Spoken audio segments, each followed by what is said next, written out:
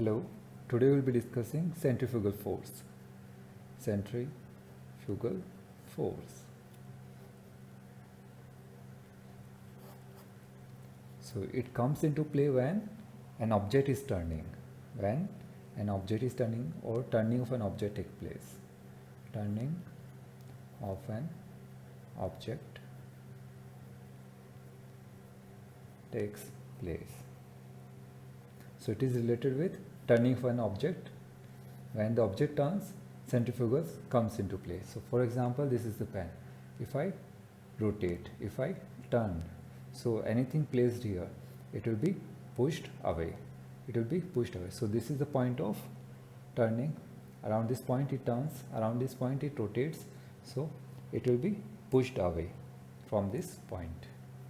So we can define centrifugal as moving away. Force I will be defining afterwards. Centrifugal I am defining. Centrifugal. What does centrifugal means? It means that moving away. Moving away from the point. From the point around which it is turning. So as I rotate, as I turn, it feels a force in this direction. It will feel a force in this direction. If a ball is there, it will slide and move away in this direction. So if this is the axis of rotation, the ball will move perpendicular to the axis of rotation. So force, the force with which it is moving, that will be the centrifugal force. So centrifugal force can be defined as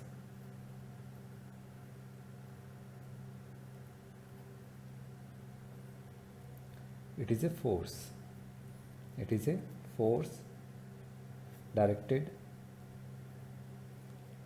away from the axis of rotation, the axis about which the object is rotating. Directed away from the axis of rotation, and it appears to act on all rotating object, and it appears to act on all rotating objects about its axis. So first it is an example of gravitational force, how the gravitational force is acting. So object lying anywhere on the earth, either in air or under the earth or on the surface of the earth, it will always feel a force directed towards the center. So any object, it will be attracted towards the center of the earth. So there will be attractive force towards the center of the earth. So every object will be pulled towards the center of the earth. Either it is on North Pole or on the equator. It will be pulled always towards the center of the earth. So gravitational force is always directed towards the center of the earth. But here in centrifugal force, it is always away from the axis of rotation, making an angle of 90 degrees. For example, object is lying here. So it will be feel a force directed away from it, and if we project it backward, it will meet the axis at right angle. So it is moving away from this point. Similarly here, at this point, this is the axis of rotation about which Earth rotates. So this is the axis of rotation. Earth rotates. Now any object is here, it will force in this direction. As the Earth rotates, this centrifugal force will come into existence, and it will feel a force directed away from it. And here, if the object is here, then it will feel a force in this direction. This force is always perpendicular to the axis of rotation. So this force is always perpendicular to the axis of rotation. Now we discuss the effects of centrifugal force. So one effect we can see, if we have the atmosphere, the air is around the surface of the earth. Now air here, it will feel a force here, centrifugal force is there. Because of that, all air try to move on the equator, and all the air from this side will be pushed towards the equator. From this side it will be pushed toward the equator. Similarly, all the air will be pushed towards the equator, and there is a bulging of air. So here the height of the atmosphere decreases, and here the height of the atmosphere increases. So if I take the centrifugal force, see here, this is the direction of the resultant centrifugal force. If I take the horizontal and vertical component, this will be the horizontal component and this will be the vertical component.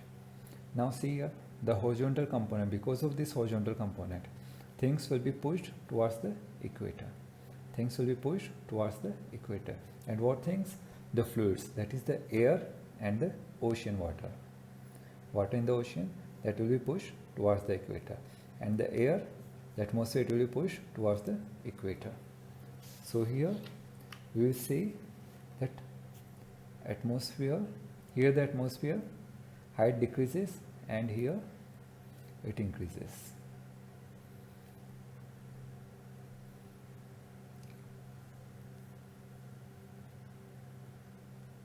You can as well verify the height of the troposphere on the equator and at the poles. Height of the troposphere is more at the equator than at the poles. Rest layers as well you can verify. Now this is how the atmosphere is getting pushed towards the equator. Therefore the height of the atmosphere at the equator will be more as compared to the at the poles. Now see here, as the water is there, it is as well pushed towards the equator. So earth bulges. Here it flattens, and here because of the rotation the earth bulges slight bit. Very slight it bulges.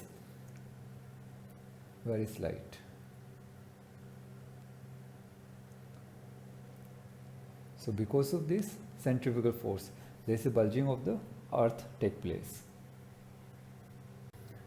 As we know, speed of rotation is different at different points. It is maximum at the equator, and as we move from equator towards pole, it decreases.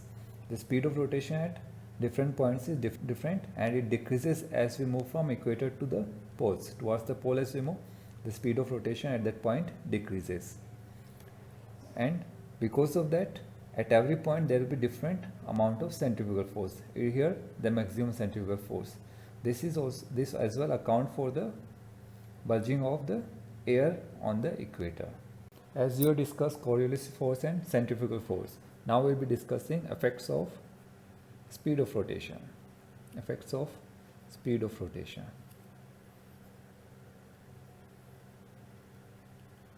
Or simply effects of rotation we can call. We can call as well it as effects of rotation. It will be simple to follow. So first effect, if this is the earth, Coriolis force in the northern hemisphere, if any body moves, for example it is moving towards the equator, it will be deflected towards its right. This will be the deflection.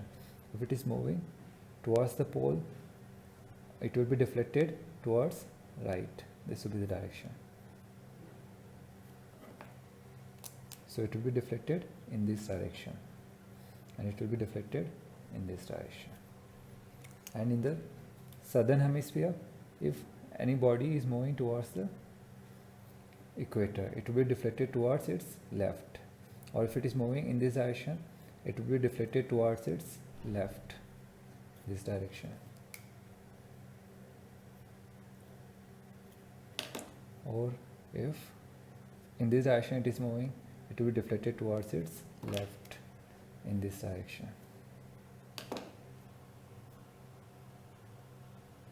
So all the moving bodies, that is fluids, moving bodies, mainly we consider fluids here, and air and water, that is ocean water. Ocean, or we call them currents as well. So air and ocean currents, they get deflected towards right in the northern hemisphere, and in the southern hemisphere they get deflected towards left. And this is due to Coriolis force, and this law is called as Farrell's law. Now second, we have already discussed cyclones and anticyclones.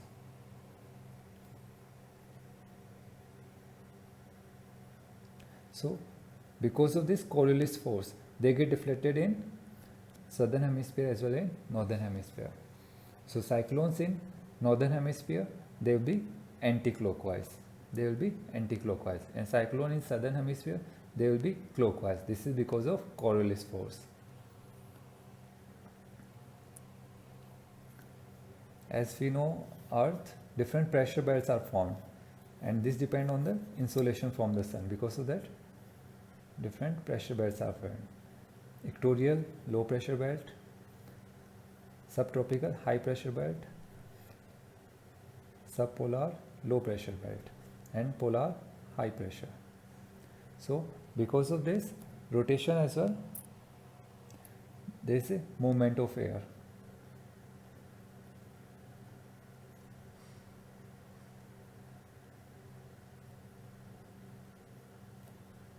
Similarly in the southern hemisphere.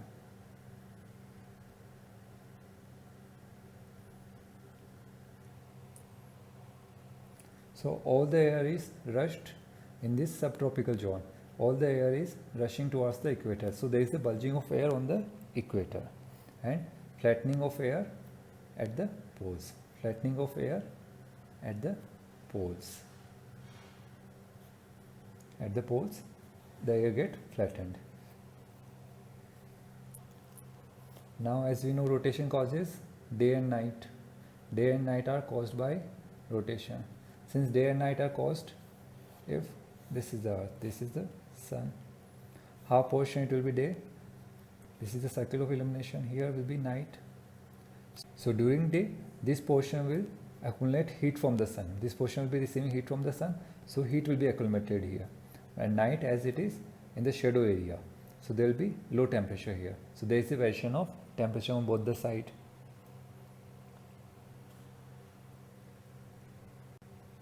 Now we'll start with revolution. Rotation we have discussed. We'll start with revolution. So Earth rotates on its axis, about its axis in 24 hours, around 24 hours. Revolution means it revolves around somebody. So here the sun will be there and Earth will be revolving. So sun is there, Earth will be revolving around sun. The Earth is revolving around sun in an elliptical orbit. This orbit is elliptical. It is not circular. It is not circular. It is elliptical. Earth revolves around the sun in elliptical orbit. The Earth takes around 365 and 1/4 day to complete the revolution. Revolution is motion of the Earth around the sun in an elliptical orbit, and it takes 365 and 1/4 day to complete one revolution. Period of revolution, that is termed as a year. Period of revolution, it is termed as a year.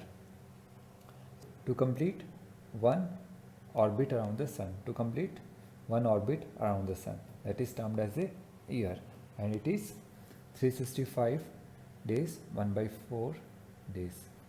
365 1/4 day, and this is called as, this total is called as tropical year.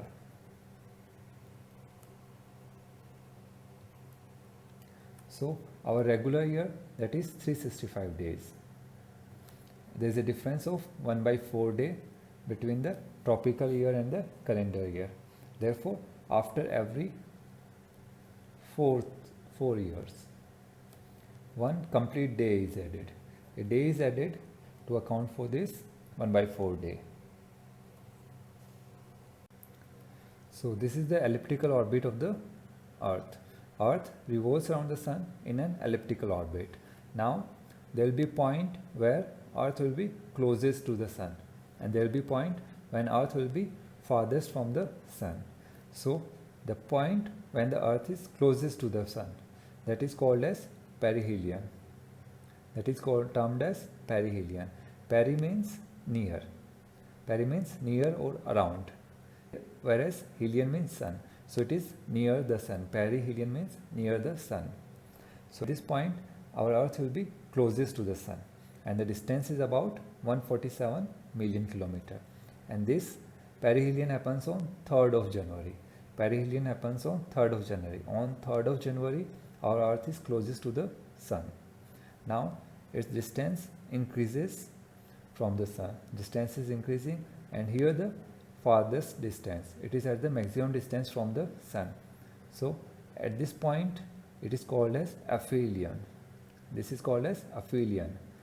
Here ap means away, helion means from the Sun. Aphelion means away from the Sun.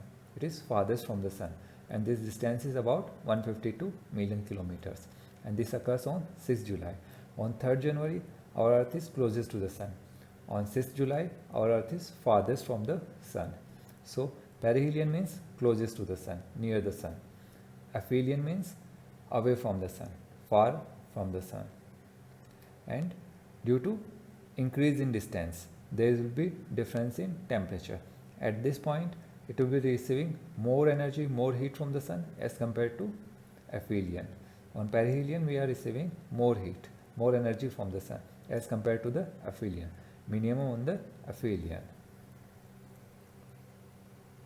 Now we will be discussing speed of revolution.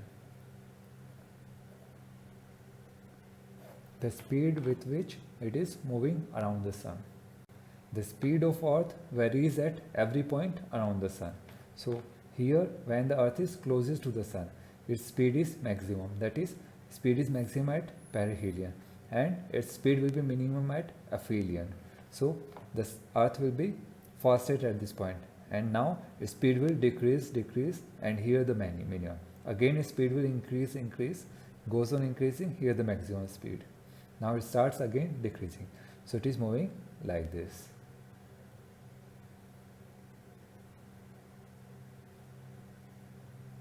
Here it will be the fastest speed. Then speed again decreases, least, then again increases, here will be the fastest. So speed varies. So we'll be calculating the mean speed, the average speed with which Earth is revolving around the Sun, and the speed comes out to be 1,07,000 km per hour, or it can be termed as 30 km per second. So in 1 second it is moving with a mean velocity. This is mean velocity, average velocity, or we call it as average velocity. So speed of the Earth moving around the Sun varies. It is maximum at the aphelion. When it is closest to the Sun, it is maximum. When it is farthest from the Sun, it is minimum. So speed is maximum, it decreases now. Here we got the minimum. Now again from this point, the Earth's speed increases, and here we have the maximum speed. And if we see Earth from above, in the space, if we see, the Earth will be revolving around the Sun anti-clockwise. Now we will discuss inclination of axis of Earth. Inclination means the Earth axis is inclined. At what angle? The Earth axis is inclined to the plane of revolution, that is elliptical plane. So this is the plane of revolution. This is in the shape of ellipse. This is the here the Sun is there. It is moving around the Sun. The Earth is moving around the Sun. Now, as the Earth rotates, this is the imaginary line around which the Earth rotates, about which the Earth rotates. So this is the imaginary line, and this imaginary line is called as axis of rotation. This is the axis of rotation of the Earth. This is the axis of Earth. Now, if for example consider this as the axis of rotation. So this is the plane. So the Earth axis is inclined at some angle. If this is the plane, it is inclined at some angle. It is making an angle of 66.5 degree to the elliptical plane. If this is the plane, it is making an angle of 66.5 degree to the plane. 66.5 degree to the plane. So if this is the plane, Earth, this is the plane passing like this. This is the plane of revolution.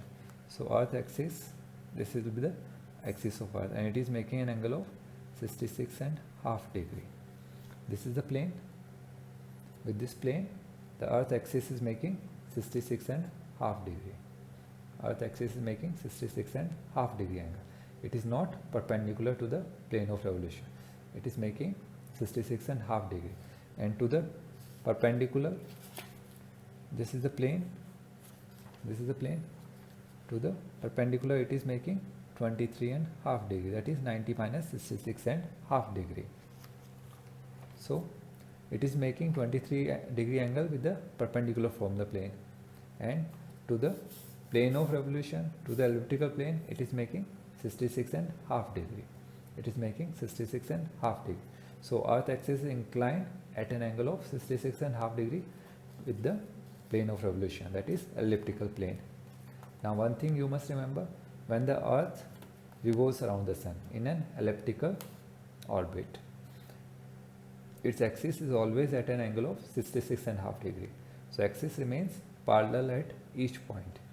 This is the axis, here this will be the axis, this axis, they all are parallel to each other. So axis is parallel at every point as it revolves around the sun, and this parallelism of axis plays very important role in seasons, that we will be discussing later. Axis being parallel, it plays very important role in seasons, in formation of seasons. It is one of the reasons for the formation of seasons. Let us consider this as the plane of revolution. So this is the elliptical plane, and earth is revolving around the sun. So at every point the axis remains at the same angle, that is making 66 and half degree. So at this point, if this is the angle it is making, it will make the same angle. At every point its angle will with the elliptical plane will be same, and these axes remains parallel to each other. They all axes will be pointing towards one direction. They all will be pointing in the same direction. So for example, this is the plane. Now earth, this is the axis inclined axis. Now it moves around the sun like this. At this point inclined at a 66 angle. Or you can see this way. This is the axis. It will be inclined in the same angle. So it will be inclined with the making with the same angle. It moves back. It is making the same angle. So axis remains parallel to each other. It always make an angle of 66 half degree with the plane of revolution, that is the elliptical plane.